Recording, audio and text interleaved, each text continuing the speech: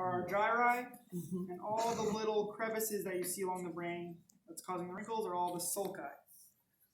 Okay, so we have gyri and sulci, so hills and valleys on the cerebral hemispheres. Okay. Posterior to that, we have another wrinkly structure, which is what? Cerebellum. Okay. So if we're sort of looking at an inferior view now, you might have some connective tissue that you can kind of just gently pull on a little bit to expose the brainstem a little bit. So yeah, so some of you, it looks like you have a pretty long, you actually have this part of the spinal cord attached to it, which is pretty cool.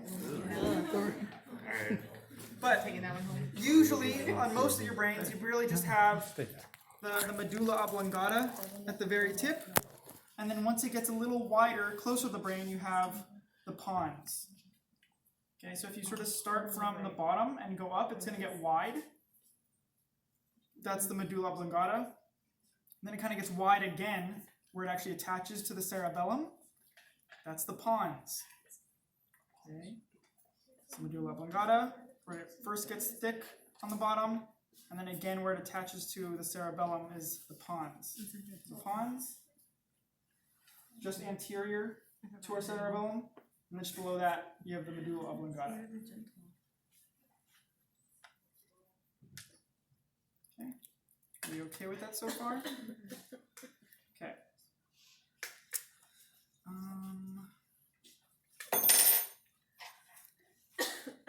Some of you are going to have, at the anterior portion, there's going to be little bulbs that kind of look like they've been torn off. There would be 2 of them.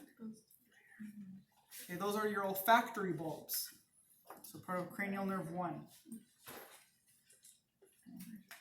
Now, if you sort of follow those posteriorly, you'll see sort of a white or a less or a brighter path than the gyri and sulci. If you see that, that's the olfactory tracts, just posterior to the bulb, where the bulbs would be. Okay, so olfactory bulb at the very end, those are attached to the olfactory tracts that move posteriorly. Do you see that? Yes? Yes. Okay. Now, just posterior to the bulb in the tracts, you're going to find something that looks like a cross, almost like an X. Okay, you might have, so you might just have the bottom portion of the X, but there would, sometimes you might have the full X. That X is the optic chiasma. So I only have the bottom portion of it. So it's a lighter color, just like those olfactory tracts. It's this thing. You just have the bottom little parts. He has a lot better one. So I just have the bottom of my X, which is the optic chiasma. I see how this Yeah, there should be, it should look like a full X. What was that called again? What is that? Optic chiasma. Optic chiasma. Mm-hmm.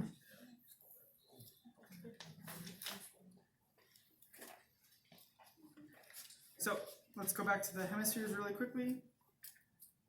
What lobe's at the front? Frontal lobe. What lobe's at the back? Occipital. How about on the sides where it bulges out? Temporal. And sort of on the top we have our parietal lobes. Okay, so frontal, anterior, occipital posterior, temporal lateral, and our parietal mostly superior. Okay? Okay. I'm gonna check this, make sure. So we're gonna cross off the nerves on here. So on the list, wherever you see the nerves, so it says trigeminal nerves, and I think you have optic nerve. You can cross those off.